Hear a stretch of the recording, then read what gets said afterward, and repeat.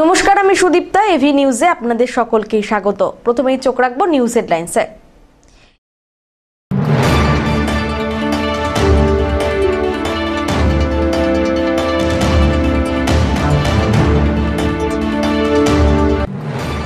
আজ মহরম। জলপাইগুড়িতে মহরম উৎসবে মেতে উঠলেন সংখ্যালঘু সম্প্রদায়ের মানুষরা।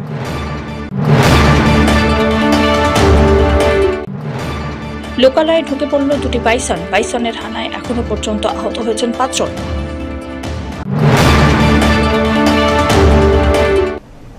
এবার আসছে বিস্তারিত সংবাদে। জলপাইগুড়িতে মহরম উৎসবে মেতে উঠলেন ইসলামী সম্প্রদায়ের মানুষ।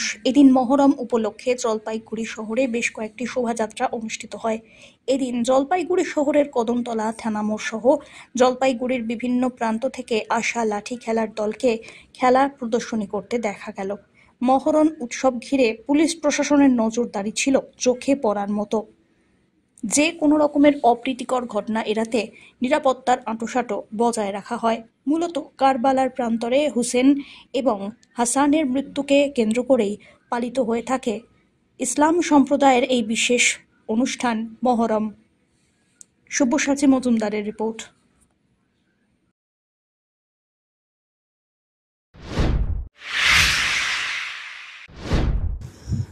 লোকালয়ে ঢুকে পড়ল দুটি বাইসন। বাইসনের হানায় এখনো পর্যন্ত আহত হয়েছেন 5 জন। ময়নাগুড়ি ব্লকের সাপটিবাড়ি 2 গ্রাম পঞ্চায়েতের পূর্ব বারঘড়িয়া এলাকার ঘটনা। জানা যাচ্ছে, রবিবার 7 সকালে পূর্ব বারঘড়িয়া এলাকায় দুটি বাইসন দেখতে পান স্থানীয় বাসিন্দারা। মুহূর্তের মধ্যে সেই খবর ছড়িয়ে পড়তে প্রচুর মানুষ বাইসন দেখতে ভিড় জমায়। এদিকে বাইসন দুটি এদিক ওদিক ছোটাছুটি করতে থাকে। কখনো ব্যক্তিগত মালিকানাধীন ছোট চা বাগান, আবার কখনো পাট খেতে ঢুকে পড়ে বাইসন দুটি। এদিকে বাইসন দেখতে গিয়ে বাইসনের গুতোয় ইতিমধ্যেই 5 জন জখম হয়েছেন। আহতদের উদ্ধার করে জলপাইগুড়ি মেডিকেল কলেজে নিয়ে যাওয়া হচ্ছে।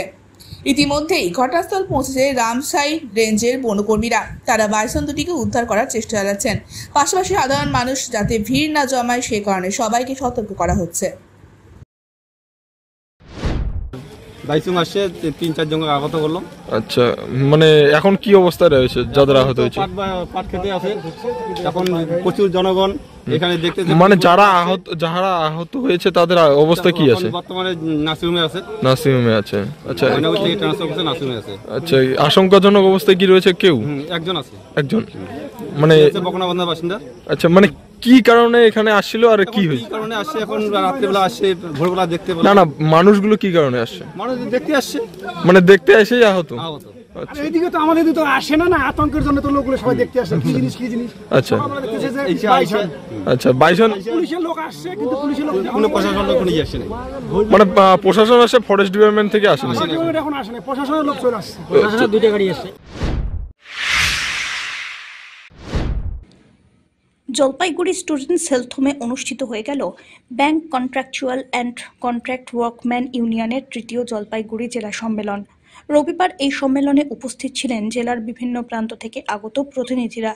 ইউনিয়নের জেলা সভাপতি মৃণাল রায় বলেন, কেন্দ্রীয় সরকার শ্রমিক স্বার্থ বিরোধী শ্রম কোড চালু করার উদ্যোগ গ্রহণ করেছে।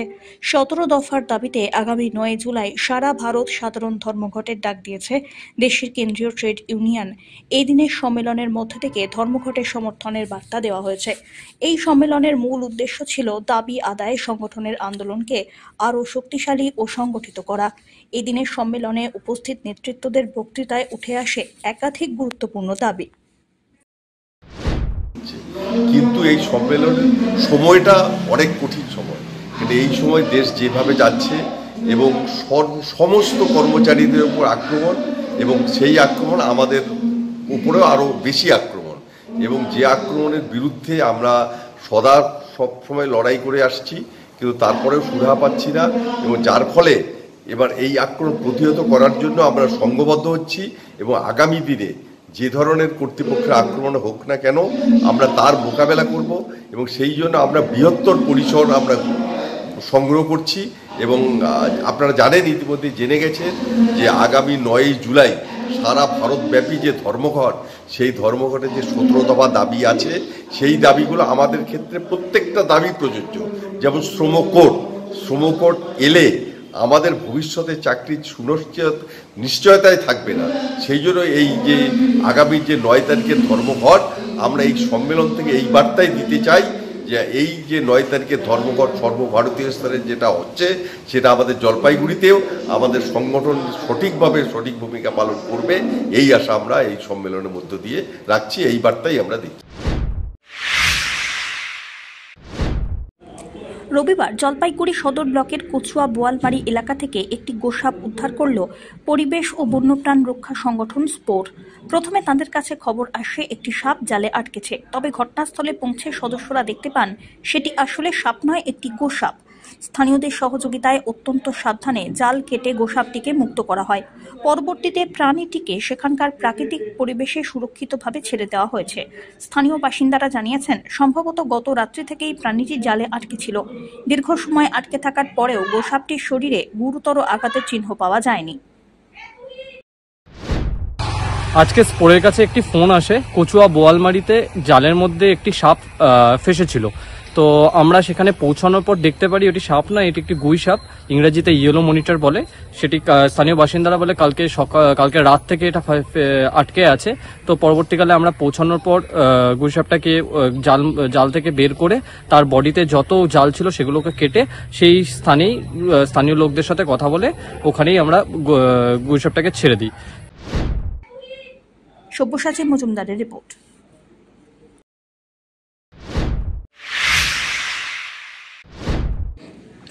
রবিবার জলপাইগুড়ির বিভিন্ন জায়গায় দিনভর একের পর এক মোট 4টি সাপ উদ্ধার করে সেগুলিকে নিরাপদ স্থানে ছেড়ে দিলেন পরিবেশপ্রেমী অঙ্কুর দাস।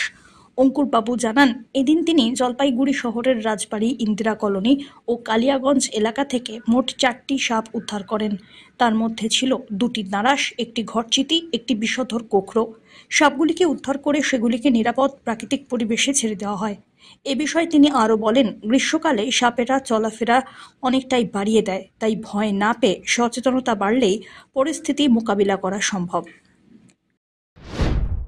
দেখুন, সকাল থেকে 4টা সাপ রেস্কিউ করেছি। তার মধ্যে 2টো দাঁড়াস, একটা ঘরচিতি ছিল, আর একটা হচ্ছে গোকরো সাপ। গোকরো সাপটা ছিল হচ্ছে খুব খারাপ কন্ডিশনে। সেটা হচ্ছে যে আপনার কালিয়াগঞ্জের ভিতরে একজন পঞ্চায়েত সদস্য অনুরাধা রয়, তার বাড়িতে উঠোনে রাখা একটা কবুতরকে সে প্রথমে দংশন করার সাথে সাথে কবুতরটা মারা যায় এবং পরবর্তীতে লোকে তারাকে সে আশ্রয় নেয় হচ্ছে খাটের উপরে যে বিছানায় মানে তোষকের নিচে।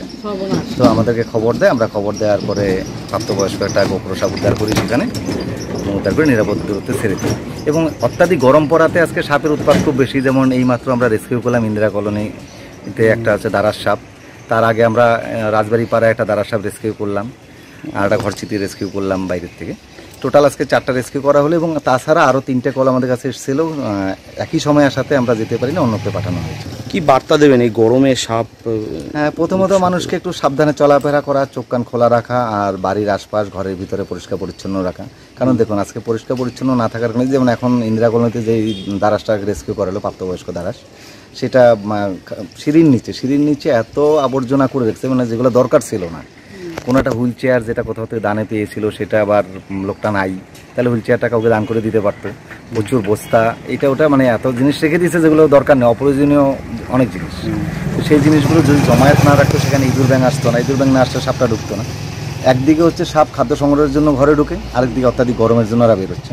তো আমরা যদি একটু সাবধান থাকি, সতর্ক থাকি, বাড়ির আশপাশটা, ঘরের ভিতরটা পরিষ্কার পরিচ্ছন্ন রাখি এবং আমাদের চোখ কান খোলা রেখে চলাফেরা করি, তাহলে সাপের সাথে আমাদের সংঘাত হবে না, সাপ আমাদের ঘরে আসবে না।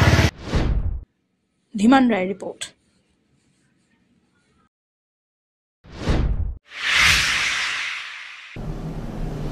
নিয়ে নিচ্ছে ছোট্ট একটি বিরতি, ফিরে আসছি বিরতির পর, সঙ্গে থাকুন।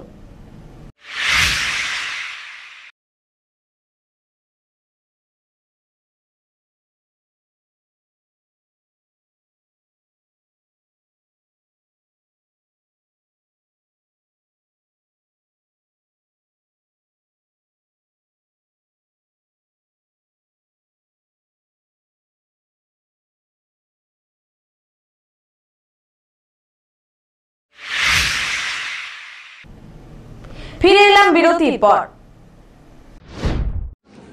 জলপাইগুড়ি জেলা ক্রীড়া সংস্থা পরিচালিত সুপার ডিভিশন ফুটবল লিগ 2025কে ঘিরে রয়েছে টানটান উত্তেজনা।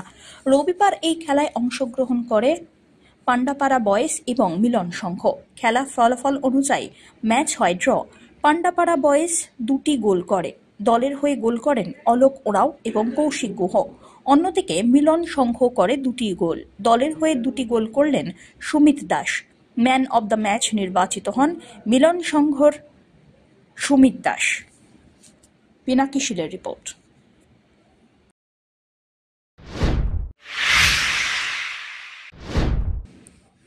পথ নিরাপত্তা সপ্তাহ উপলক্ষে বন্ধুত্বপূর্ণ ফুটবল ম্যাচের আয়োজন করা হলো। জেলা পুলিশের উদ্যোগে রবিবার সকালবেলায় জলপাইগুড়ি টাউন ক্লাবের মাঠে বন্ধুত্বপূর্ণ এই ফুটবল ম্যাচে একদিকে এসপি একাদশ এবং অন্যদিকে জলপাইগুড়ি প্রেস ক্লাব একাদশ মুখোমুখি হয়। এই খেলায় 2-0 গোলে জয়লাভ করে এসপি একাদশ। খেলার শেষে জেলা পুলিশ সুপার খণ্ডবাহালে উমেশ গণপত বলেন, রোড সেফটি উইক উপলক্ষে একটি বন্ধুত্বপূর্ণ ফুটবল খেলার আয়োজন করা হয়েছে এসপি একাদশ এবং প্রেস ক্লাবের মধ্যে। মূলত সচেতনতামূলক বার্তা দিতেই এই বিশেষ উদ্যোগ। পথ নিরাপত্তা সপ্তাহ উপলক্ষে সপ্তাহব্যাপী বিভিন্ন সচেতনতামূলক কার্যক্রম করা হচ্ছে জেলা পুলিশের পক্ষ থেকে। আজকে আপনারা জানেন কি আমরা 1 জুলাই থেকে 7 জুলাই এটা রোড সেফটি উইক পুরো রাজ্য জুড়ে সেলিব্রেট করছে। তার মধ্যে বিভিন্ন অ্যাওয়ারনেস প্রোগ্রাম হচ্ছে।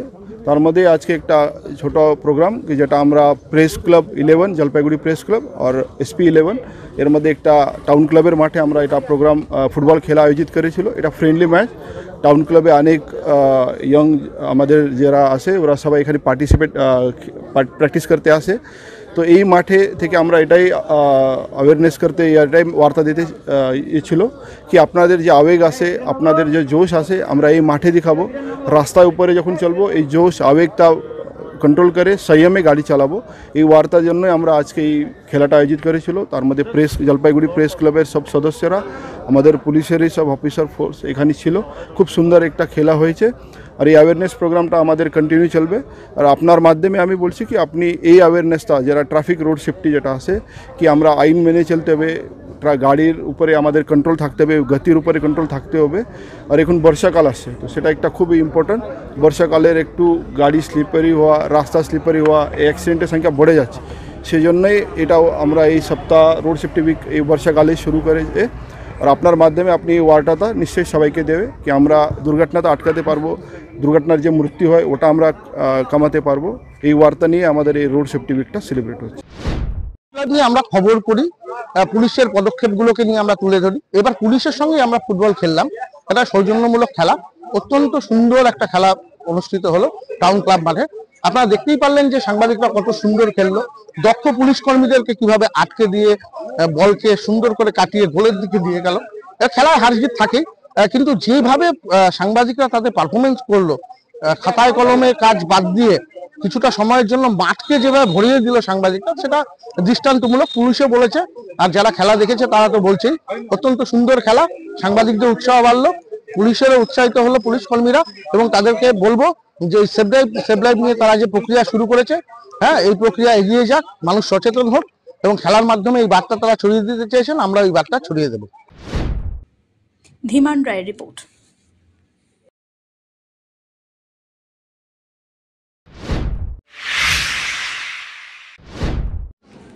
জলপাইগুড়ি জেলা ক্রীড়া সংস্থা পরিচালিত সুপার ডিভিশন ফুটবল লিগ 2025কে ঘিরে রয়েছে টানটান উত্তেজনা। রবিবার এই খেলায় অংশগ্রহণ করে পান্ডাপাড়া বয়েজ এবং মিলন সংঘ। খেলা ফলাফল অনুযায়ী ম্যাচ হয় ড্র। পান্ডাপাড়া বয়েজ 2টি গোল করে। দলের হয়ে গোল করেন অলোক ওরাও এবং কৌশিক গুহ। অন্যদিকে মিলন সংঘ করে 2টি গোল। দলের হয়ে 2টি গোল করলেন Sumit Das. Man of the match নির্বাচিত হন মিলন সংঘর সুমিত দাস। পিনাকি শীলের রিপোর্ট।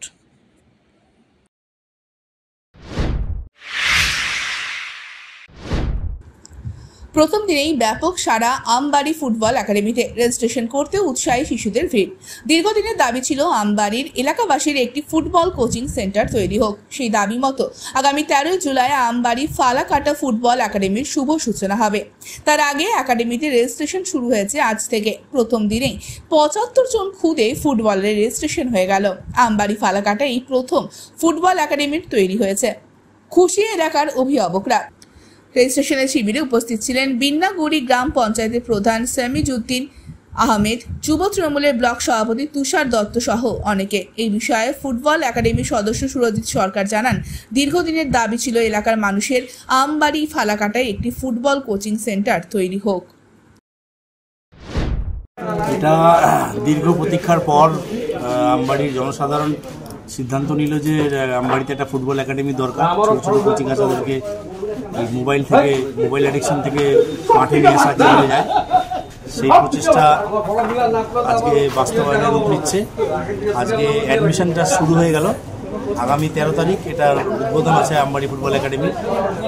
বিশিষ্ট ক্রীড়াবিদ রঞ্জিত সিং, যে কিনা ইস্টবেঙ্গলের প্রাক্তন খেলোয়াড়, তিনি আসবেন আমাদের উদ্বোধনে। আগামী 13 জুলাই উদ্বোধন হবে, তারই প্রস্তুতি পর্ব চলছে। অ্যাডমিশন ফর্মগুলো আজকে যারা কোচিং নেবে তাদেরকে দিয়ে বিলিয়ে করে সেই অ্যাডমিশন ফর্মগুলো আজকে রেডি করা হবে। কতজন অ্যাডমিশন নিল এই পর্যন্ত? এখন অবধি আমরা 75টা ফর্ম ডিস্ট্রিবিউট হয়ে গেছে। বিকালবেলা আরও চলবে এই কার্যক্রম। 2 ঘন্টার জন্য রাখা ছিল, সকালে 2 ঘন্টা, বিকালে 2 ঘন্টা, কিন্তু এখনই অলরেডি 75টা হয়ে গেছে। মানে আমরা যা ভেবেছিলাম তার থেকেও বেশি।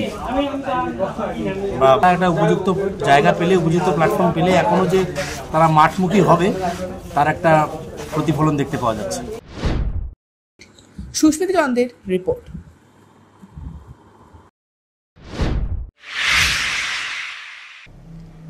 এখনকার মতন এভি নিউজ এ পর্যন্তই। পরবর্তীতে আসছি আরো সংবাদ নিয়ে। দেখতে থাকুন আমার ভিশন। নমস্কার।